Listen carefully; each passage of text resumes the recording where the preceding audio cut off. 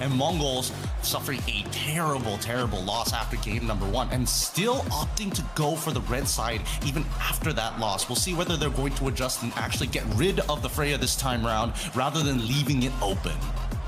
Well, Aurora still on the first pick here, batting out the Marcel, and Mongols still batting out that Fanny, batting out the Zushin. So it doesn't seem like Aurora there really needs to be a change in the draft.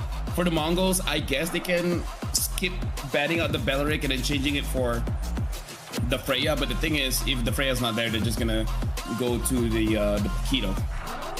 Well, they could fall back into that, but right now we're not seeing. Well, let's see. I want to see what that final ban is going to be for Aurora, because the last time they got rid of the Marcel, the Zushin, and more importantly, they got rid of the Valentina. Now Mongols are going to reply the exact same way. First 2 bans exactly the same, and finally the Valentina shows up. It looks like Midnight was not able to chump check with the Mongols this time, and let's see. Come on, get rid of the Freya, dear Lord.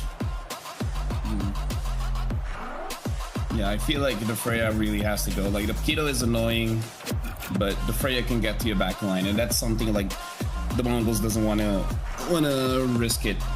I don't know. I feel Freya is more terrifying, but the thought of fighting a Paquito, even I'm like, oh man, can I not? I don't know. I feel like Paquito is a lot more manageable compared to dealing with the Freya. Freya just feels like kind of unstoppable at times, but well, it looks like the Mongols are going to give up the Freya once again. I want to see whether or not they either build a secondary win condition or whether or not they're going to have something. Again, I would expect at the bare minimum, the Atlas going into their hands. The Esmeralda can show up whenever it feels like, but there has to be adjustments from the Mongols. They cannot just be playing the exact same thing. Yeah. If only you can use the revamp Kaja, am I right? Then at least you can actually hold down this Freya. Because right now Freya is a strong, independent woman that will be held by no man. Speaking of, Aurora picks up the Barats again. Do they want to go for the Nolan again? I really don't see why not, TNZ. Just do it all over again, right? Just play the same draft, I suppose. Maybe the second half of the banning phase could be utilized better from the Mongol side. And there we have it. The Nolan shows up, and this should be Esmeralda, unless Mongols wants to change that up, which I doubt it. Yep, Esmeralda picked up again. So for now, same old. Aurora. Wait, no. Mongols, do they want to ban out the Minotaur? Because that was pretty annoying coming in from Pagu. I'm not gonna lie, that was pretty annoying, but at the same time, they also had to think about like getting rid of, potentially a secondary engager like Alice, for an example. Oh wait, no, they don't have to at all. They got rid of the last time Cho, and plus something else. I can't remember it off the top of my head, but it looks like it's glue. Yeah, there it is, the glue. Oh wait, no, Aurora banned the glue, right? Wait, oh, now I'm mixed up. Sorry, dude, it's a long day. You know, it has been a long day. When the wait is longer than the game, it really screws with your memory. Yeah, it does. But that's interesting. If Mongols are the one who wants to actually deny this ban from Aurora, that means Aurora has to dig a little bit deeper into their pockets, which I don't think they mind that much, unless they were looking for something else, which I doubt. And I don't think that the glue would have been picked up by Aurora Gaming anyways in a lot of these scenarios. They get rid of the Sora this time so they don't have the, SCC immunity from that Cloud Shift. But if Sora is out of the question, doesn't that mean that they just lean into Alice or Terizla?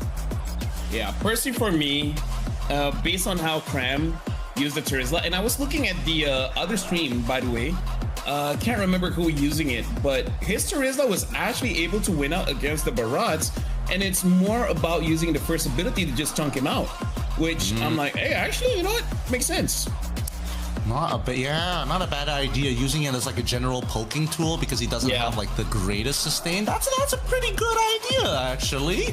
Let's see whether Aurora Gaming is gonna take advantage of this. They're gonna get rid of the Arlet. Okay, that was expected. And now Mongols with the red 4 pick. How are they going to change it up from the previous game? They could go for the Terizla this time round, but I think they might as well hold on to it for the time being and show something else like their mid lane. Yeah, just now to pick up the Eudora, which is a good pick, but that does mean that the the Lilia was basically untouched, right? Lilia is afraid to go up against something like a Farsa. I think it's still okay to go for the Eudora because really, other than that, what are you gonna use? A Valier to try and like slow Aurora down? That doesn't sound too great, and actually there are like a few benefits, but you're still gonna get eaten by the Lunar at the end of the day unless you take like, you know, you take an actual Purify on top of Valier's inbuilt one, and it's the exact same composition for the side of Aurora. Let's see, Mongols, is this last pick really going to make the difference here? And we're going to find out real soon. Yeah, because I really don't know. The only change, because now they don't have a Sora, is the Terizla. I guess I can see a Uranus as well, but Aurora, I feel like you need some kind of crowd control to deal with them. And for now, it's really just Mumu. Yeah, it's really just Ox as well as Meiki. So that's why I prefer a Terizla over the Uranus here. Yeah, I mean, they could go for Phoveus too, but I think that alters the comp a little too much. And they go in for the Alice as their secondary engager in a way to kind of say, you know what, if you're gonna sandbag the wave against me, Lunar, I might as well do the exact same thing to you and still have better engaged tools overall. Yes, it is a little telegraphed, but it works as a natural wombo combination with not only as a means to counter engage against Pagu, but at the very least, Ox has somebody who can follow up with him. Well, for now, Aurora, they got exact, 100% of the draft that they got in game number 1. And the Mongols, 80%. This time, instead of a Sora, they got the Alice, but roughly the same kind of idea. The only change I think that they could make is don't give a Savage. But hard to really plan for that, really. Yeah, it's a little difficult. And to be fair, I wasn't expecting it. I thought maybe like Lilia or even Sigaboom we're going to at least snatch away one of those kills. But at the end of it all, Aurora is a professional team for a reason. Let's jump right into it. It's once again Aurora at match point on blue side facing off against the Mongols on the red side. The emblem sets seem to be pretty straightforward. Nothing out of the ordinary. Just double checking to make sure. And yeah, Wilderness Blessing here on the side of Meiki. It looks like he's going to be rotating around the map a lot more rather than looking for big flicker plays. Yep. So for now, Rosa already doing a good job at trying to deny some minions. I think Meiki got a little bit of that one. So I think he wasn't denied too much, just denied by some gold. Zixora goes in, Purify already used by Rosa, but this time Pagu, he jumps back in, kills Zixora. They're like, fool me once, shame on me. Fool me twice, shame on you. It was just bad timing. Yeah, it's the other way around, but just bad timing here for Zixora. And now another kill should be given over as manages to get out just in time. Zixora actually denying the space, but Tienzy now gets the walk in for free. Yup, Zixora could not get that. And now 3 members in. Zixora was able to actually get someone there, but gave it over to Meiki, but that don't matter. Meiki is not the main damage dealer for the team. TNZ is already level 4, Zixora is level 2. This is such a big difference. Aurora did good with a bad early game. Now they got a good early game. This is more scary for the Mongols. Yeah, it really is. It really is. Let's see how this first turtle is going to play out as level 4s are about to be achieved by not only Mumu, but also K. And the question is whether or not K is actually going to leave the lane just to try and help, because Zixora, he's slowed down on his overall farm. He's not even level 4 at this stage of the game. Nolan currently 2 levels ahead of him, just a bigger retribution overall. And I think that Aurora Gaming more than happy to just hold off on actually taking this, but now that K is actually doing so well against Sigma, they find one in Ox. Well, Momo jumps in, finds TNZ. TNZ is able to get out of that one. Right now, Gideon, I think the only strategic play that they can do is 4 people wait in the bush. 1 person stays on the turret and then recalls and spam the recalls. And hope that Aurora dives the turret. Yeah, just hope they got some like weak egos, right? That's the strategic advantage is to exploit the weak mental. But so far, Aurora, I think they're more than happy to kind of just chill for a second here. And now, finally, everybody has hit their level 4s. Everybody is setting up for this play. And Lunar, they don't know that he doesn't actually have... Oh, wait. Maybe he's got it up now. It's online. Detna's welcome activated. Yep, still waiting on it. Able to get Ox. Ox finally gets spitted out. Has to flicker out not to die. Not level 4 just yet. Zixora goes in, tries to get a kill onto Pagu. No more combo skills left. Kato tries to push Rosa away. TNZ's just waiting in the flanks. TNZ does get stunned up by Miki. TNZ might have overextended, still kills Zixora. Oh my goodness, this is not fair at this point. I mean, I don't know what he was thinking there, if I'm being perfectly honest. Zixora is not as strong as he thinks he is at this stage of the game, and even though he's trying his absolute best to at least lay down some form of damage, it has not been easy at all. And even for Sigiboom here, against K, K's got to be careful. Oh, okay, that doesn't look like it's going to win now. Yeah, thank you very much. Now we're seeing K going up against Sigiboom again. Recall K, recall, he will go in. Oh no, he didn't. But you see, he did like the idea was there. If he recalled, Sigiboom might have gone back in. He might have gone back in. He was already kind of dancing at the very edge of his maximum range, and now he wants to just do a little bit more, right? And at the very least, Lunar holding on to priority for this purple buff. He's more than happy to just sit on top of it to maintain his own stacks. But now, look at all the information he's getting. 3 members show up. Yep, Lunar, half HP down. Even using the missiles to pull it back a bit. And Lunar just walked away like a mouse. Or just like a big dinosaur. Oh, just a dinosaur, as they call it these days. Dinosaur. Lunar, I mean, you learn a lot from these small little Barats plays, right? You know, holding on to the priority, holding up to your stacks, how to stay big for long periods of time, because most people struggle to maintain their stack. Ups, gets eaten, even Flicker goes on to 4, gets taken down by TNZ. That's gonna be the first stack of the Sky Piercer. Mumu engages in, might have been a bad call. Zixora has to get away. Pagu secures kill onto Zixora, double kill for TNZ. Another stack for the Sky Piercer, 20 for TNZ. Yeah, but Aurora Gaming, they've snowballed this early game very, very well. However, this has come at a little bit of a cost. They're willing to trade that top side for mid-tier 1, which is actually a much better trade. At this point, honestly, I don't see a world where Mongols can really win a fight here. I think they're just too far behind. TNZ was thinking about it, but it's like, yeah, it's not worth it. It's only 20 stacks. If I have 80, 100%. Yeah, and nobody on their side actually has Purify, right? So Lunar has plenty of targets. I think this is why they're so decisive. If we catch anybody and we already have the lead with the Sky Piercer, they're basically as good as gone. And even for K, it's starting to come to a point where, you know, Sigiboom has got that golden staff. He can out-sustain him as long as he has his ult ready to go in these prolonged fights. Generally, we're expecting that K can, you know, out-poke him for a large majority of the laning phase. Unable to get anyone. Lunar just a little bit off to the side. Zixora now does have the Sky Piercer. If he can get a kill, it could be a way to get back to the game. But with Mumu dead, Zixora has to run away. Looks like unable to. Double kill for TNZ. Sigiboom just dives in. Triple kill. Is this going to be a maniac? No. Sigiboom takes it away. But all the same, Aurora, they're in such a dominant position. Over 5,000 gold ahead at 6 minutes of the game. Now they're even diving the turret, want to give more kills to TNZ, and they're going to get it legendary here at this point. I don't know, man. I don't know. I don't know how Mongols can win this one.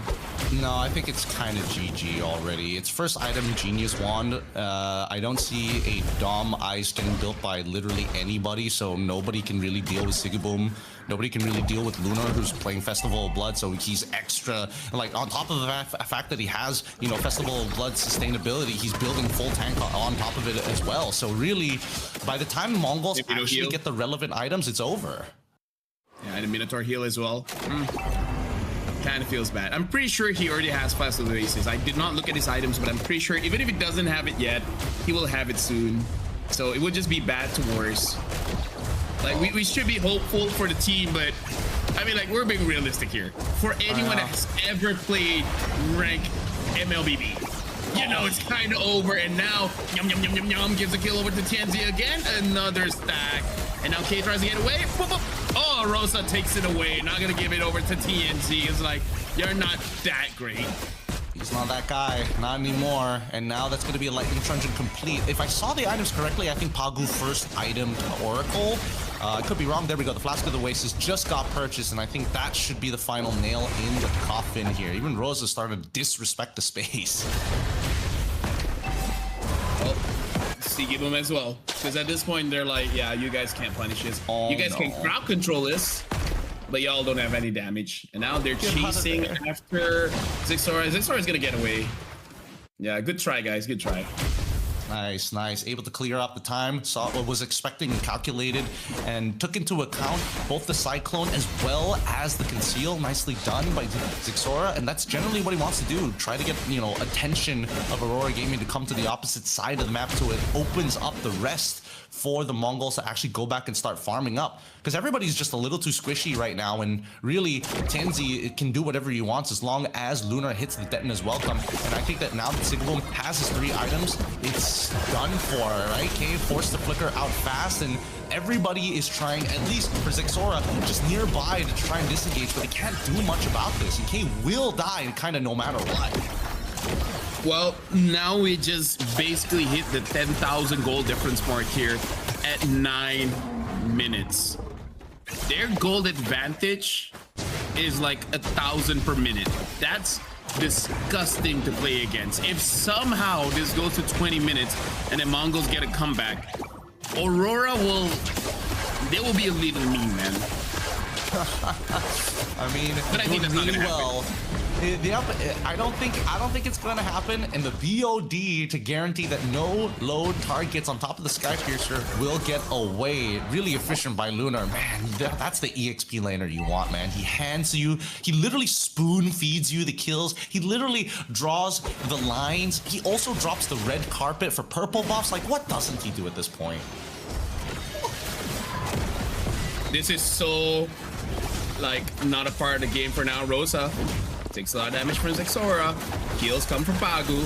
Black Juice comes in, gets a kill. Alex gets taken down. TIENZY try to chase after Zixora. Zixora probably gonna get taken down. Double kill for TIENZY, and then moving forward, Aurora Gaming goes up against the Mongols. Aurora is looking at an N angle. K can't take the damage. Triple kill for TIENZY. Want to give a Maniac. Momo gives over a Maniac. And ladies and gentlemen, the game is over. 10 minutes at what? 14,000 gold lead. 21 kills to 1. This is a game that should not be broadcasted.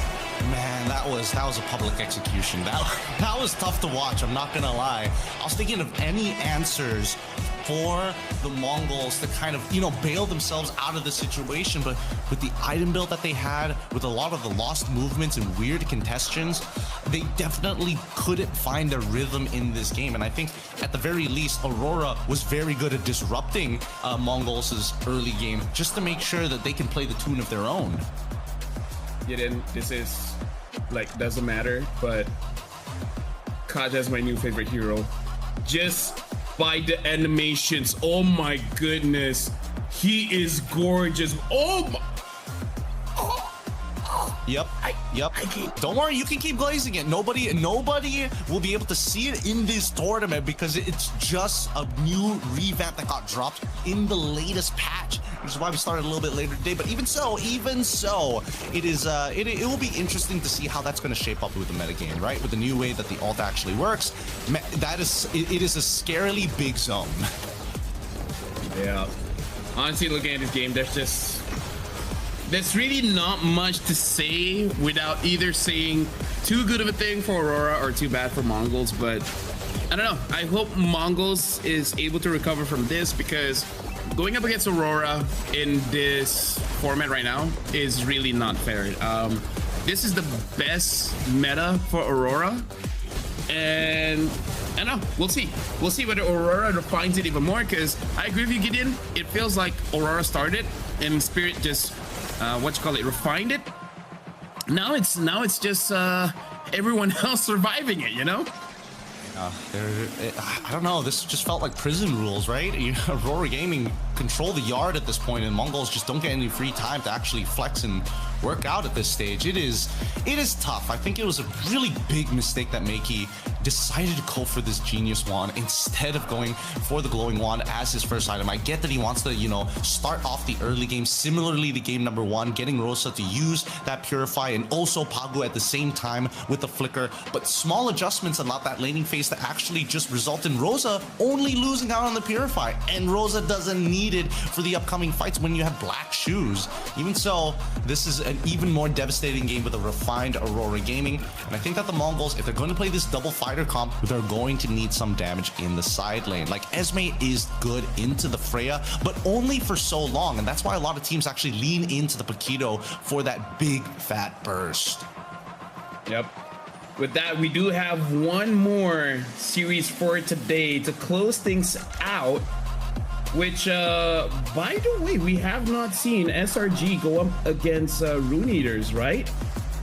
That's supposed to be that?